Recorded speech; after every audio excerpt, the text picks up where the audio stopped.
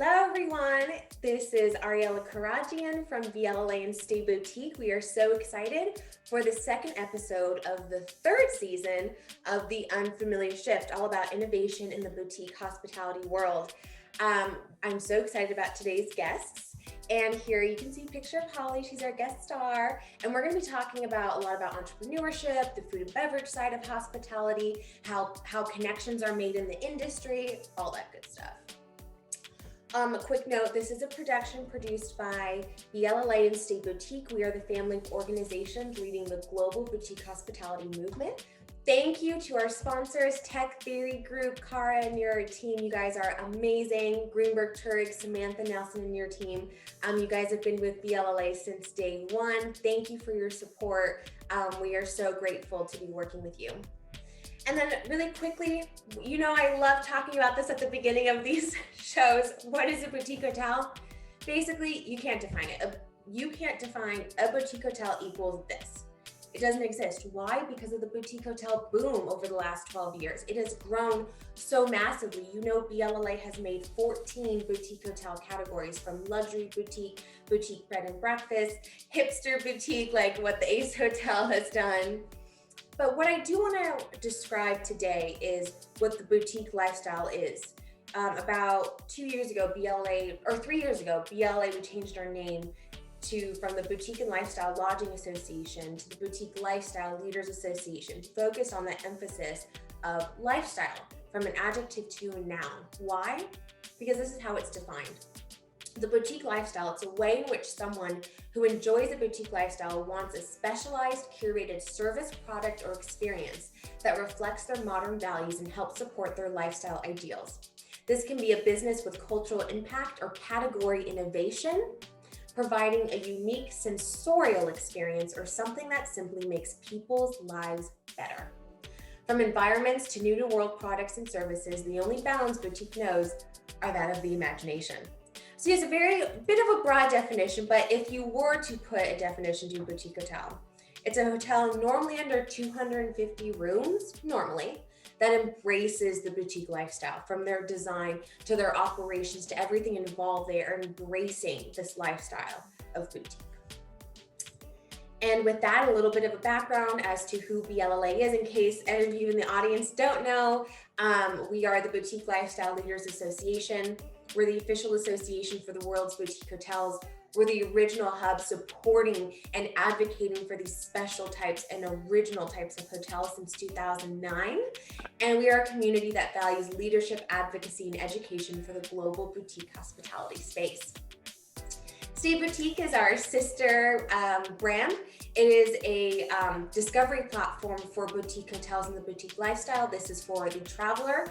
We're all about content. We are all about connection and collaboration. And you all know that we're connoisseurs of cool. If you know about StayBoutique, you see the cherry in the industry. That cherry is a StayBoutique logo, and it showcases the power of boutique hotels and also the daring travelers that stay at them. How can you support us? Doing what we do, it takes a ton of effort. Please follow us on social media, stay engaged. We do have conferences, consider attending or sponsoring them: Boutique Hotel Investment, Female Empowerment in the Industry, and Boutique Hotel Leadership, which is a big focus on not only leadership, but that category innovation. How are people disrupting business models, all those kinds of things. And lastly, we do have a membership program both for hotels and vendors. We define vendors as companies that offer products and services to boutique hotels, really tailored for them. And we do have a marketplace for that.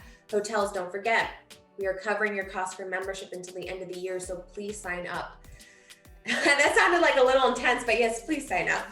Reminder, the submissions for the 2021 StayBoutique Awards by BLLA, it is now open. You can go to blla.org/awards, awards with an S, and you will get all the information you need. We have categories for boutique hotels, for our suppliers and vendors, for design projects, and for hoteliers themselves as well. And with that, let's get going here to the great content. We have guest star Holly Fox. She is the partner at Last Word Hospitality, and she is joined by BLLA Advisory Board member Carolyn Schneider. She is the president at Casetta Group. Thank you both for joining us. And we are going to be talking about the unfamiliar shift of entrepreneurship in an ever-shifting landscape. And with that, enough of me. Carolyn, Holly, the floor is yours. Thank you. Thanks, Ariella. Really excited to be here and great to be chatting with you, Holly. This is so fun. So yeah, I guess we can start. I mean, you and I have crossed paths a couple of times over the years, and we have a really good friend in common, Ari Colander, who's a chef with Last Word Hospitality, who I've known a long time. And recently we've engaged Last Word Hospitality as consultants for the projects that I'm running as at Casetta Group. So that's been really exciting, but would love to hear a little bit more from you about your journey into hospitality and your background. Yeah, absolutely. I always say that my journey into this career has just been a series of saying yes and knowing when to say no. In college, I was a math major. I was pursuing a very professional, very academic career, and I just found myself drawn to any news or any articles about the restaurant scene or the hotel scene, or I was reading cookbooks like nobody's business. I just couldn't consume enough. I was obsessed to a sense. And after a little bit of soul searching, I ended up switching my major to sociology and decided to intern at every restaurant group that I could, both small and big. And I knew that I had to work in it. I knew that I loved doing it. And so I just had to. So I ended up getting an internship with SBE in college, and they hired me before I graduated. And I was thrown into this really deep world of big corporate restaurant and hotel group, and seeing all the mechanisms and all the people that it took to turn this thing on and really drive this huge marketing machine, which, as we know, had its own journey. But it was this deep end dive into how to build something, how to keep it growing, and how to really project manage and develop. And from there, I found myself working for smaller restaurant groups, and over the course of a few other jobs, project management jobs, I ended up connecting with my current business partner, Adam Weisblatt, and we founded Last Word in 2014 and just said yes. We had $0 in the bank. We had a consulting client, one single one, and we just let it roll. And over the first 3 years, it was up and down. It was at some points we were like, we're not going to make money this month. Okay, well, let's see what happens next month. We were just both along for the ride, and we were able to do that.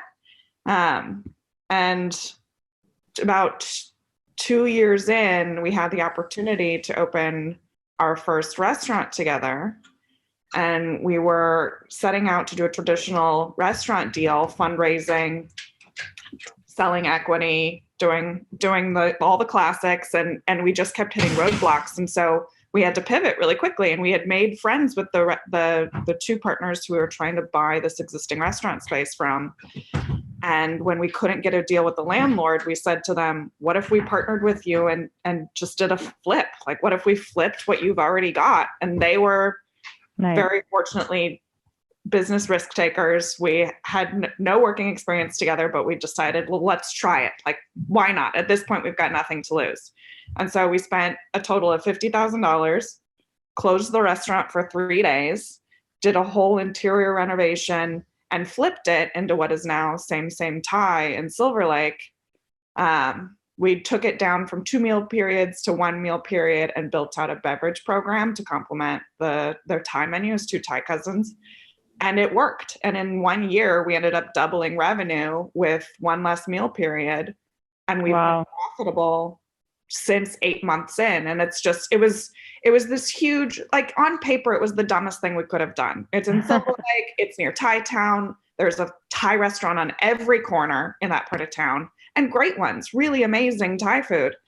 But we did it with a really genuine sense of, we want to host people. We want to build this experience that we feel we can do better or do differently than the people who are also in that neighborhood. We can make it more fun. We can make it playful and silly and just engaging. And it ended up catching on and working. And we're almost at, 2016, we're about at April will be 5 years. Wow. Congrats. So and from there, it having that brick and mortar for our consulting side, it kept building verticals for us. It kept giving us something to reference so that things were additive. It was almost like a snowball effect. And so we've been steadily growing ever since. And then in 2019, we found Oyster in East Hollywood with Ari, our dear friend. And then in 2020, August of this past year, we opened a saloon in Pioneer Town. So now we've got 3 restaurants in our portfolio and a really wonderful roster of amazing consulting clients. And our team is slowly growing with important partners. But yeah, that's the story. That's so great. Thank you. I love hearing that you had a math background, because I also didn't, study hospitality. I studied photography and journalism, and you find your passion. And I think that's something I really love about the industry, is that it doesn't necessarily require, a PhD. If you love it enough and you hustle hard enough and you make connections, there is a way to really grow in our industry. And I think those are the people who, you see the most success in, because they're really, working and figuring out the most savvy ways to make amazing business moves like that happen. Absolutely. It lets creativity blossom. It's so true bootstraps industry. There are very few other industries where you can have no formal training and build a complete career from ground up that you don't need a certificate to do. It's pretty inspiring. I totally agree. And that sort of brings me to that topic of just community and relationship building. And, we spoke about that earlier. I know we both agree, motto always in the background is never burn a bridge. And obviously there's a lot of drama that can come with the hospitality industry. And, we've all worked at crazy places and with mean chefs and, all of those things that I think even in our, small community that we've crossed paths so many times, and you're originally from Palm Springs and know my general manager's sister. There's just so many crossovers. So yeah, I'd love to hear if you have any, notes on that, just in terms of the community of hospitality being so tiny in LA and New York and elsewhere. Absolutely. I mean, Adam and I say all the time, always play the long game. You don't know when somebody will come back into your orbit, or when you'll have an opportunity that works for somebody that you've met before, and vice versa. And like Carolyn, we first met in 2017, and who would have known in 2020 we would be working together in this consulting capacity. You just don't know what's coming. And I think presenting yourself in the best way possible at every turn is so crucial, because if you're in a position not to, then something's wrong, something's out of balance. And so I think finding that balance will allow you to keep doing really good work and knowing when to say no to something. I think those are really important things, especially in entrepreneurship. It's very difficult to say no. Mm-hmm. And so I think with that, finding these relationships, fostering these relationships, and making sure to constantly nourish them, like go out to drinks with somebody that, you met who you think you could get along with, or you think that, you don't even have to need something from them. It's just building that community of connection. It's what got us here to where we are, for sure. Yeah, I think that's a really good point too, because we love hosting and introing and making those connections happen. I think that's a big part of it, and one of the really fun parts of our industry. Yeah, it's in our bones. Yeah, exactly. Well, yeah, I would love to learn a little bit more about sort of your shifting business model and just your philosophy on finding locations. Yeah, I mean, for us, locations are all about the landlord. You can have the best theoretical spot in the world, but if you don't have a comfortable and confident and collaborative deal with your landlord, you're going to be fighting that tooth and nail the entire time. So for us, anything that we've signed onto has always been a very healthy, very open relationship with who we're signing a lease with. It's different if there's a property acquisition, but for that, that's been the number one thing that's made us able to succeed, both having a good deal when we're going through pre-opening and then compassion when something goes wrong. Like with the pandemic, our landlord forgave rent for 3 months at 2 of our locations. It was just, and we didn't even have to ask for it. There was this really deep understanding of we're in this together. And so for locations, that's definitely really high on the list. Obviously the space has to be right. And there's so many other factors, but that core relationship, he's your first business partner, she's your first business partner. It's important. Yeah, that's great. And I think something we've spoken a lot about is just hiring and talent and finding the right people. The projects that you're working on for me are in, smaller towns with, not necessarily the same type of talent that's in a big city. So it's a different process of finding the right people who, buy into the vision and are excited about it. Something that I noticed immediately when I went to Found Oyster for the first time is just how fun that space is. And you can see it in the people who are working there, that they are buddies and they're having a good time. And it's not that you see someone like running from the kitchen to, that stress level. You don't feel that at all at Found Oyster. You just feel the chill, fun vibe. And so, tell us a bit more about your philosophy in hiring and finding those awesome players.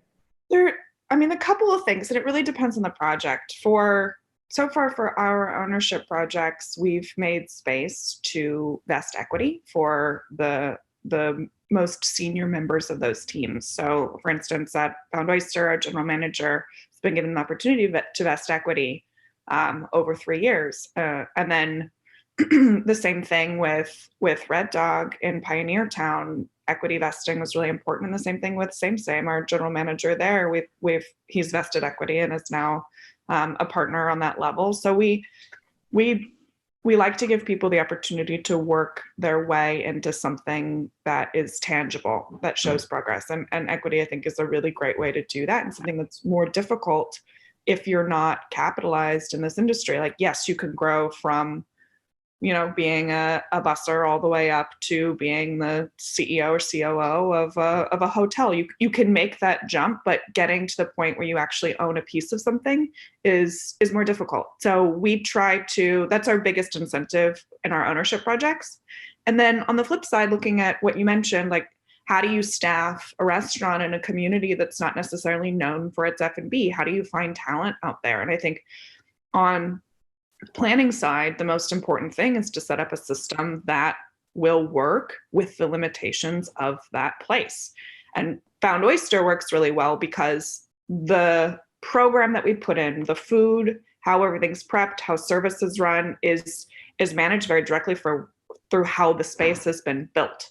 So it's a great place to work because we designed it to be that way. And the program works because it's designed to do that. So in its development phase, I think it's one of the most important and difficult things to do is say, okay, I know staffing is going to be a problem here. How do I build in controls that allow the product to shine and allow people not to fail at their job? How do we let people important when they work here? So those two things are probably the biggest considerations that we have when building workplaces and building opportunities for teams to join.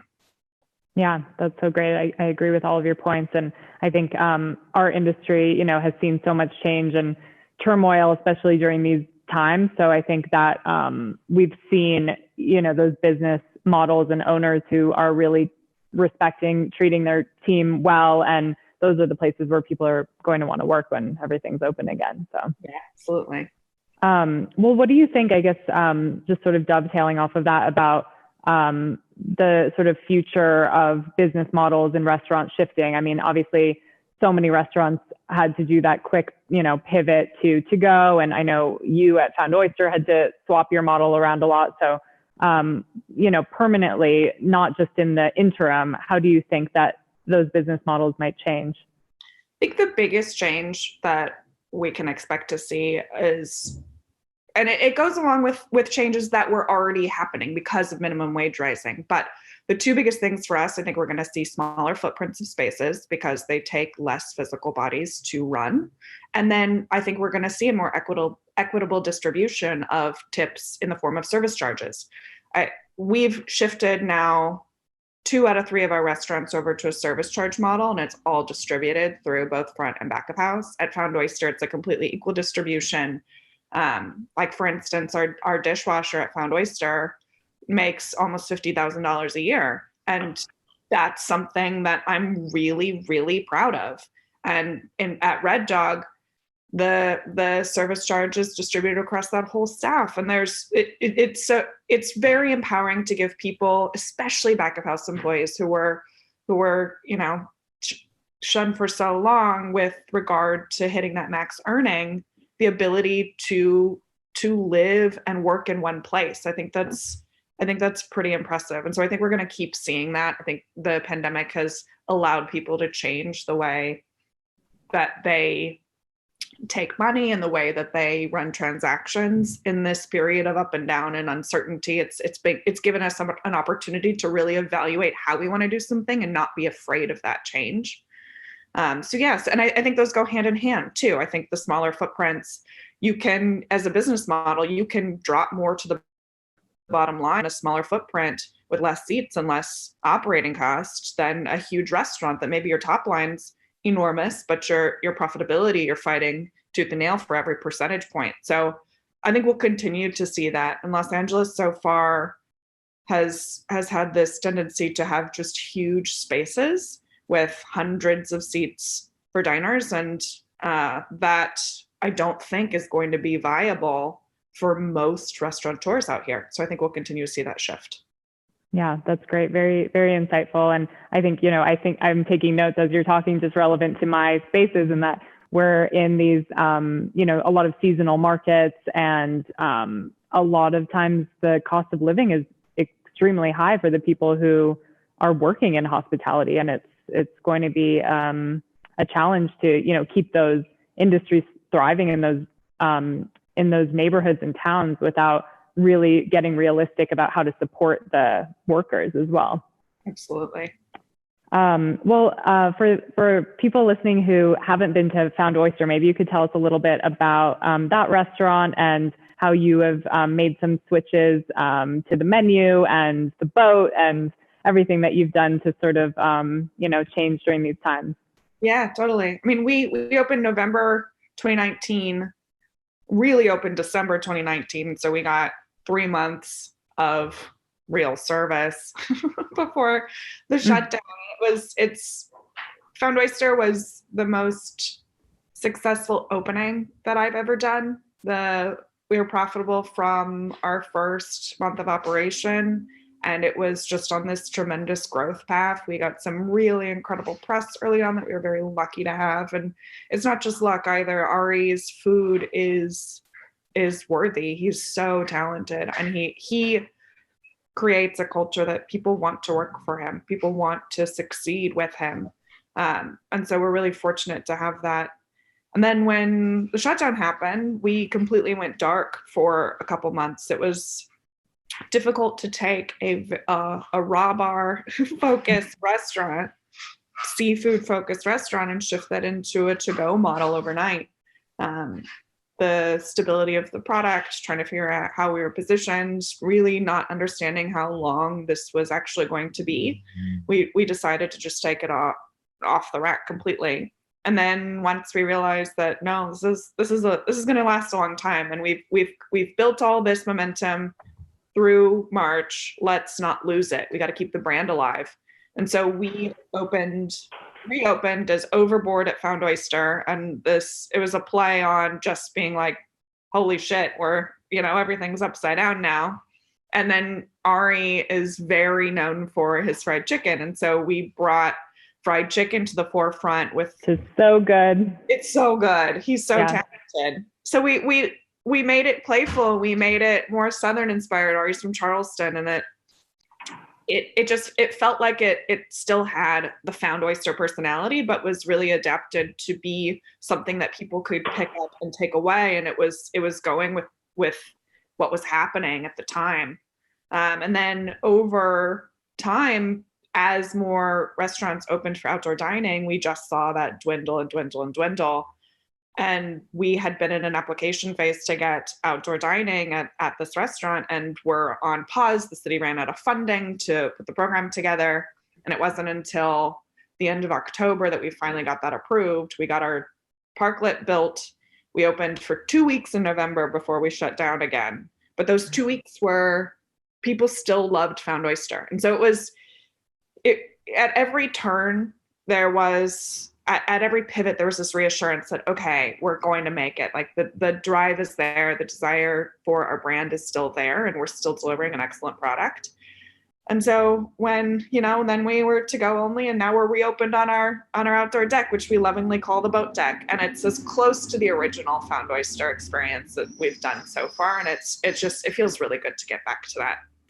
That's great. Yeah, all of my friends and people I know who have ordered to go from Found Oyster have said that it's the best to go experience they have, because obviously we've all gotten so into, even if you were doing it before, you were really doing it now, ordering takeaway. And I think just the way that you've packaged it and the quality of the food, it felt really thought through, and that you still get that restaurant style experience. It's not just like, a cold lasagna that really was meant to be eaten in the restaurant.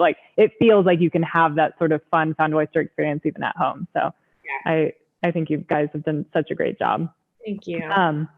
And yeah, we were chatting with Ariella before, just sort of about the vibe at Found Oyster, and we were comparing it to sort of like more of a New York feeling, sexy date night party vibe. All of us know Maison Premier in Williamsburg, which is such a fun spot. So yeah, would love to hear a little bit more about how you think maybe the energy of Los Angeles dining has shifted, and maybe going a bit more towards that, New York vibe, or just sort of a different style of dining, I think. Yeah, absolutely. I think it relates emotionally, and I think it relates on a business side, looking back at, what we've talked about before, is shrinking footprints. And that's what, to me, makes New York so exciting, or a city like Paris so exciting. There are these small, intimate moments that feel really personal for a diner. You feel like you're privy to something that is truly special just by the nature of the space itself. And then obviously the food has to be good and the wine has to be good, but you get such an opportunity to have a hands-on service experience that I think reminds me of New Yorkers, what makes New York great in my eyes. And it's also the way that the business models, I think, have to shift. So I think we're at this hand-in-hand phase where that's the kind of experience that I want. I want that intimacy. I want that personality. And I also know from an ownership perspective, that's how our industry is going to survive in a city like this. So I think the New Yorkification, if you will, is a really positive thing. I think it's something that Los Angeles, by the nature of its real estate, hasn't had an opportunity to see. And I think now we'll see smaller footprints of spaces, more community feels. I think, especially looking at some of the development on the east side, I think we're going to start seeing more communities of restaurants and F&B and retail in Glassell Park and Eagle Rock and El Sereno. And I think you're gonna see that distribution in a way that allows more small operators to keep succeeding. Yeah, that's such a great point. And, I grew up in Los Angeles, and moving back as an adult, the food scene had obviously changed so much and was such a more exciting space. And I think, maybe that the spaces themselves, the physical spaces, sort of had to catch up with how great the food was getting. And totally. To your point, I think finding those really intimate, special locations, and people really focusing on architecture and history and ambiance, and finding a story in the space has changed what it is to have a dining experience in LA, and very exciting. And you're right. Well, lastly, I would love to talk a little bit just about your the consulting side of the business, and how do you stay profitable and relevant with that, and come up with fresh ideas for so many different types of clients. I'm sure there are certain business models that work and you're able to sort of tweak and change, but tell us a bit about that process. Yeah, consulting for us, I'm really lucky. I've got a business partner who's very outgoing and very creative and always out on the town. He's the most extrovert person I think I've ever encountered. So consulting grows really primarily because of him. And then we've got a really great team to back that up. But the thing about consulting for us is we know how to make a venue tick. We know how to make a venue profitable or break even, depending on the client, depending on what they're looking for. And we know how to, again, going back to that earlier comment, we know how to create a space that people want to work in. So the programming that we develop for clients goes hand in hand with some of the more boring functional stuff, like where's the ice machine, and how does somebody who orders coffee, how does the coffee get to them? What's that like? Like, we know all of the ins and outs of how does it work? Like, okay, we can develop this grand vision, and that's the fun part always, but then distilling it into how does it actually work? How does it actually flow? Where do things go? Where does the glassware go? Where does receiving happen? We have succeeded in consulting because not only can we work and create something that's interesting and unique and tailored to each client, but we know how to build the structural bones that are needed to actually turn it on. So yeah, we're lucky. We've got a really diverse group on our team, a really diverse group of talent, but all the same. We're all reading the same book. So it's quite fun. Yeah, I think that's something for us that's made it so enjoyable to work with you, is that you do have sort of every sector of what will make the business work, the creative side, the financial side, and marketing and operations. And it's, it feels like a very well-rounded consulting experience, and you really understand, what we want to do and can help us translate that into something that will work. Yeah. So. It's been a blast working on your projects also. They're so fun. They're so unique. That's been a highlight of 2020 for sure. Thank you. We can't wait to get them open and we can all have a drink there. All right. Well, thank you so much. This was really fun. Thank you, Carolyn. Thank you, Holly. Thank you, Carolyn. I don't know how to put my face back on, so you can just be looming in the background.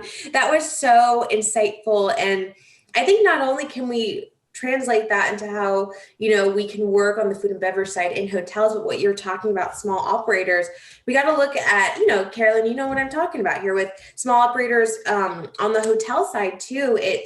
Things are changing in hospitality. I think that's a whole nother conversation, but those that are focused on purpose and community will be coming out of COVID in a very different and in a really great way, because our society is changing. But we'll probably get to that at the Boutique Hotel Investment Conference. But I just thank you guys so much. I'm just going to go through a few last reminders here for the audience.